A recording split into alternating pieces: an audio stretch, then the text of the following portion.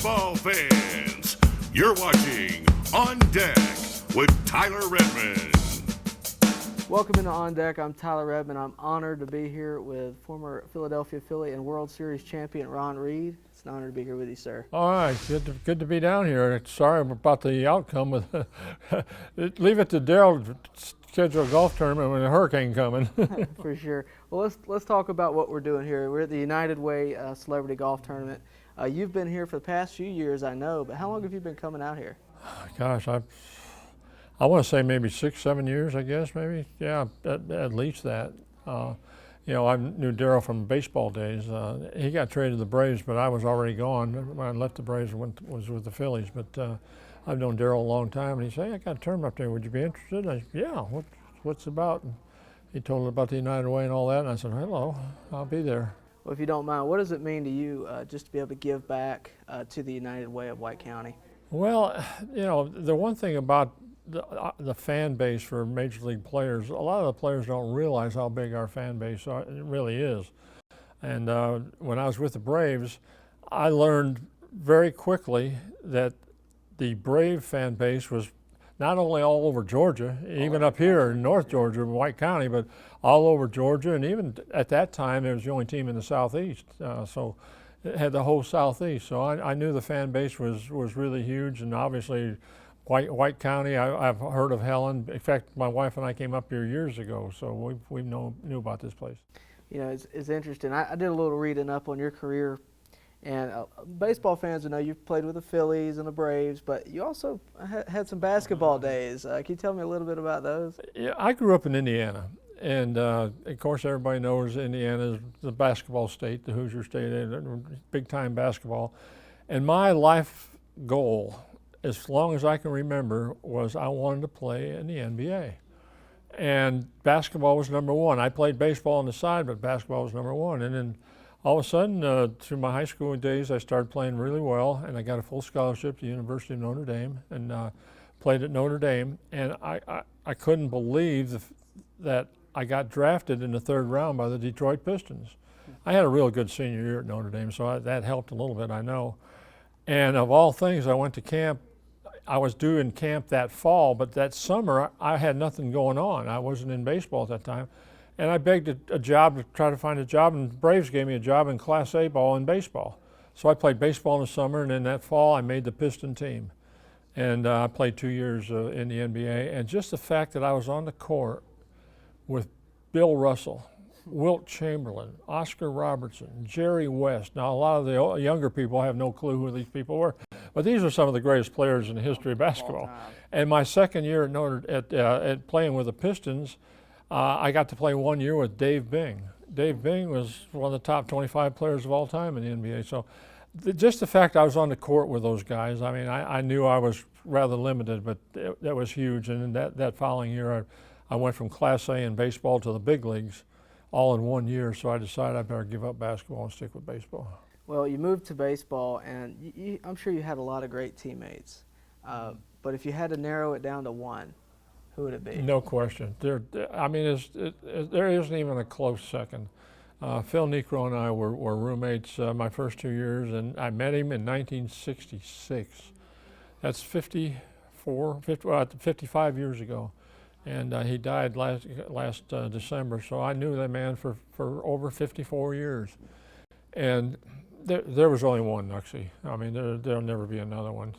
And he and I were like brothers. In fact, he made a comment one time to me when his brother Joe passed away. I had a brain aneurysm and literally died on the way to the hospital. And a couple of weeks later, we got together, and he said, "You know, Joe's gone, but I'm a take you in as my brother." I said, "Nuxie, you got yourself a Polak brother. I'm with you." So we were close. To say we were close. Well, I have a Braves following, but they all know the stats and the no-hitter and the Hall of Fame caliber player that he was. But being here at the Darrell Chaney United Way Golf Tournament, I feel like I kind of got to know him. He made me feel good when I talked to him. And I know you probably shared that in a lot of ways. Do you have a funny story? Because Phil was a prankster. He'd throw rubber snakes at people and things like that. Do you have a story for me? Tell me about it. Remember now, we were really close friends. We played golf together, just he and I, a lot of times.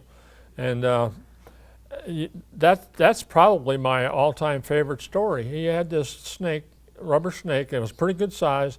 It looked just like a copperhead, just exactly like a southern copperhead. I knew he had that snake in his bag. I knew that. I mean, he got me with it a long time ago. I knew he had that snake. Every time we played, we'd go along and laughing, giggling. All of a sudden, I go back and put my club away. That snake would be hanging on my bag. Or I go in back and it would be on the ground underneath the cart looking at me. He got me so many times, that snake, and he loved every second of it. You just here by the water, somebody's going to come real close to it. Maybe have someone fall in that water. Such a great guy, great career, God, great fun. life, great person just in general. You know, we've had, you know, in Braves country, we've had a lot of losses this year. Hank Aaron's I another know, one. Hammer. Yeah, I was teammate with Hammer for 6 years too. You got a Hank Aaron story? You know, it's a strange situation, but Hank and I kind of had a little bit of a bond together, and I'll tell you why. Hank hit 5 big-time home runs. Number 500, number 600, number 700, number 714 to tie, and number 715 to win, to go ahead Babe Ruth. I was the starting pitcher the night Hank hit number 500, starting and winning pitcher for the Braves the night Hank hit number 500. I was a starting and winning pitcher for the night that Hank hit number 600. I was a starting and winning pitcher the night he hit number 715. But I was also the starting pitcher the night he hit 700, but I didn't win that game. So 500, 600, and 715, 3 of his big 5 home runs, I was starting and winning pitcher. So you were at the game for, I mean, probably, I mean, if you're looking at top 5 historic moments in Major League Baseball, 715 is up there in the conversation. Probably number 1. There's been a lot of great ones, but to beat an unbeatable record, you know, hit 715 home runs, and Ruth had 714. That was a record nobody was ever supposed to break. Well, can you tell me just what you remember about that night?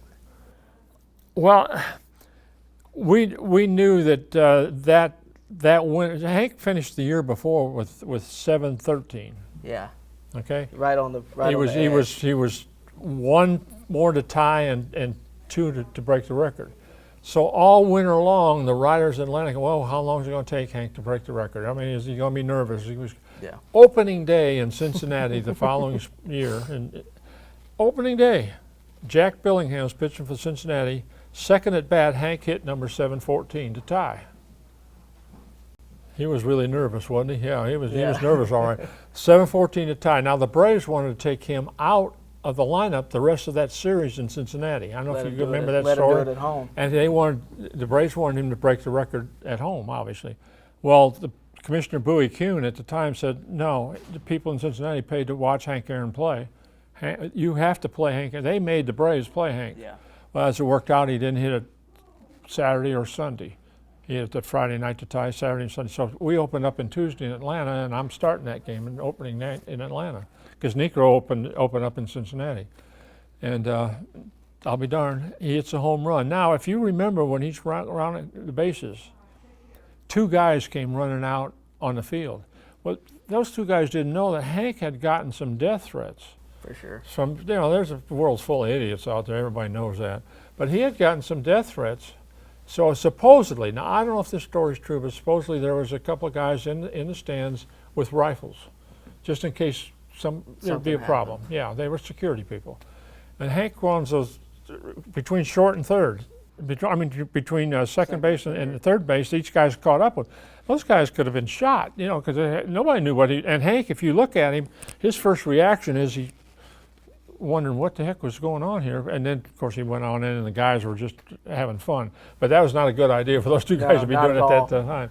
But, you know, we were so excited and so happy over him breaking that record and being part of that. I mean, that box score is in Hall of Fame. And there's a whole bunch of us in that box score. So I was at the Hall of Fame a couple months ago. They have the whole uniform he was wearing that night, and the bat and the ball and just everything is there. And it's such a historic moment. And the celebration, huge. If you go back and watch the celebration, I don't remember a time where they've stopped a Major League Baseball game for that long.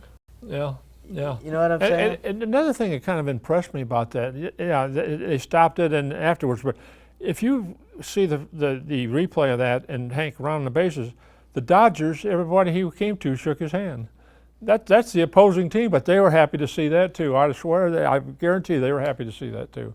So I thought that was pretty cool. But yeah, the celebration afterwards and everything was really special, very special. Well, Ron, I'm going to wrap it up with that. That's just a plethora of moments in your mind. I know you have them, and great relationships made over the years. I can't appreciate this enough. I really thank you for this interview. You're welcome, and thanks to the people of White County for supporting Daryl Cheney's tournament. Unfortunately, we're going to get rained out tomorrow. I know we had a hurricane coming, but thank you for I want to thank them for their support. Daryl's one of the fine people, and it couldn't go to a better cause. For sure. Thank you very much, sir. Okay, you're welcome. Baseball fans, make sure you like and share this video and subscribe to this channel. As always, thank you for your support.